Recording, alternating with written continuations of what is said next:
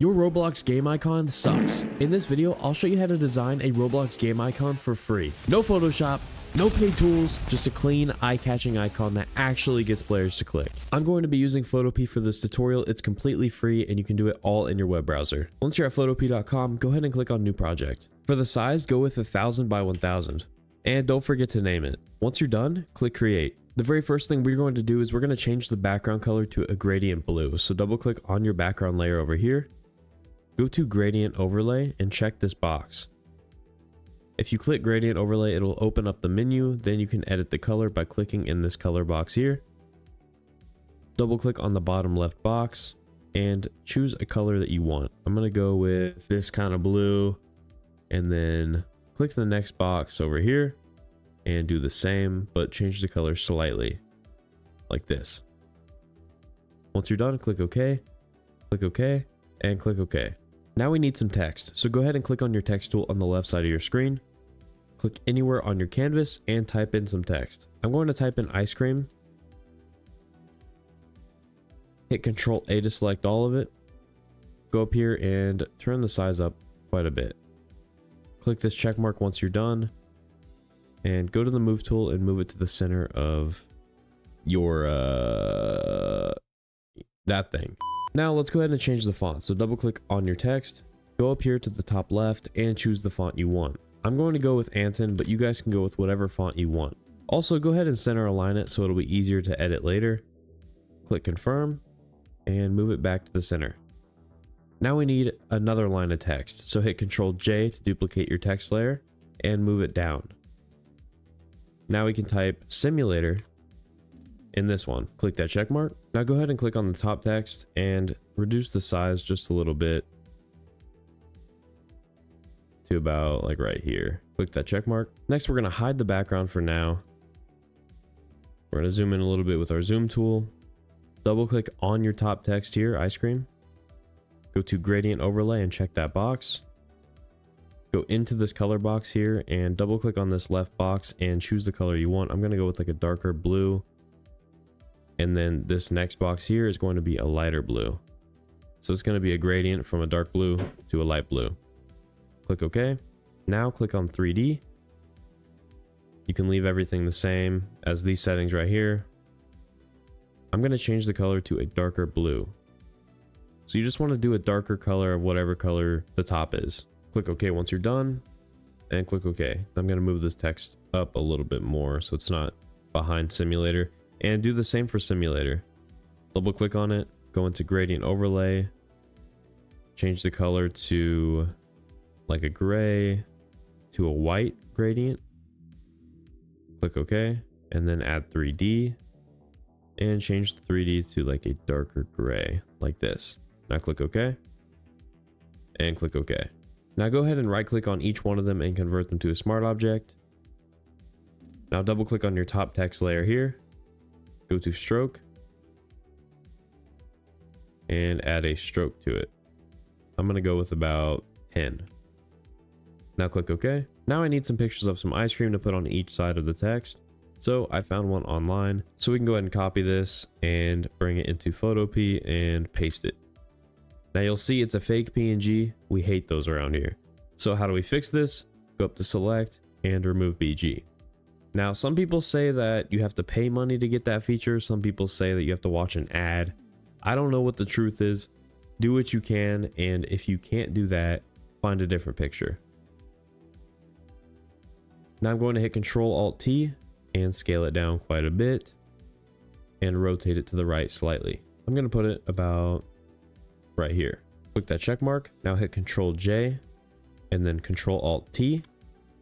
Right click in the box and flip it horizontally. And now use your shift and your arrow key and just move it over to where you want it to be on this side. Maybe one more to the right. I'm going to do one more to the left on this one. And now it's starting to look pretty cool. Now go ahead and duplicate that ice cream layer one more time. Make sure it's the bottom one that's selected. Hit Ctrl-Alt-T. Rotate it to where it's back up straight.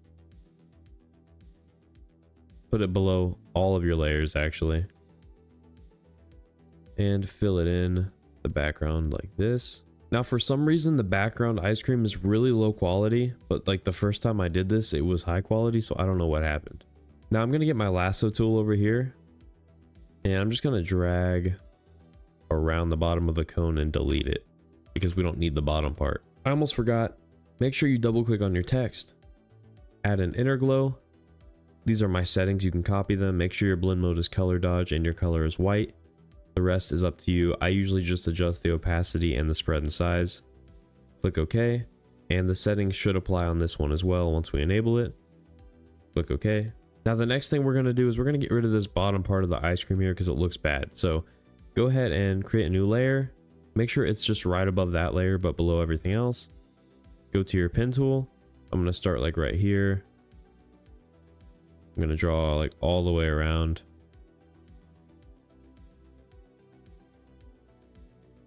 Like this. And now we're ready to make the whole thing one layer and add a stroke around the whole thing. So click the top layer, hold shift, click the bottom layer to select all of it, right click, convert it to a smart object. Now double click it and go to stroke and make sure the stroke is black.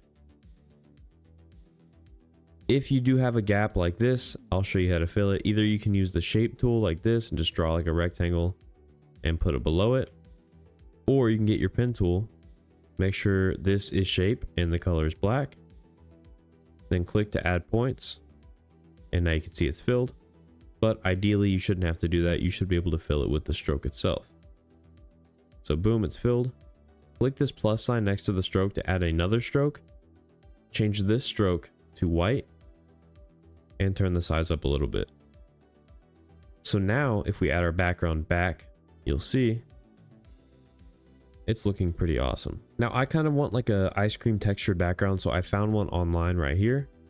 I'm going to go ahead and copy that and hit Control V to paste it. And I'm going to hit Control Alt T and fill it in. Then change the blend mode to multiply to get rid of this white background and move it below this layer. I'm also going to blur it, so go up to Filter, Blur, and Gaussian Blur. And just adjust the radius to whatever you want. So now we have a blurred background. This stands out a lot more. It's looking really cool. Now the next few things we're going to do are just simple effects that actually make a big difference, and you don't have to do them, but they really help a lot. So the first one is a light spot right up here. So go ahead and click on your top layer and click new layer. Now it's the top layer. Go to your brush tool. Make sure this top box is white. Hold Alt and right click and drag right to make it bigger, left to make it smaller, down to make it harder, and up to make it softer. And go ahead and just drop like a stroke of white right up here. It just adds like a little like light spot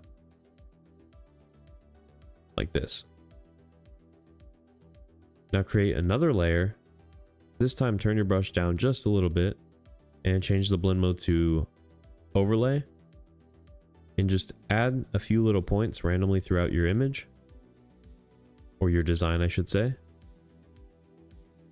And you can see with and without it, it just kind of adds some more to it. I think it looks pretty good.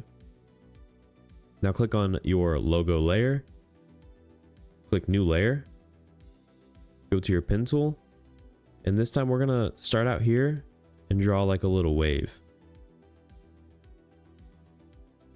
And then come back to the start, right click on it and clipping mask it. This way it'll only affect the layer that's right below it. Now go ahead and type in like 10 for the opacity, and you'll see it added like a nice little wave effect on it. I think it's pretty cool. Now the last thing we're going to do is we're going to add a curves layer. So go down here to new adjustment layer, go to curves, and just go down on this line a little bit. You'll see before and after. It kind of just darkens it, and it's not as washed out as it was before. I think it looks really good. If you guys want a ton of awesome free effects, go to my website and I have tons of free packs for you guys to use to make awesome designs just like this. This is the link to my website if you're interested. Now all we need to do is export it. So go up to File, Export As, JPEG, and click Save.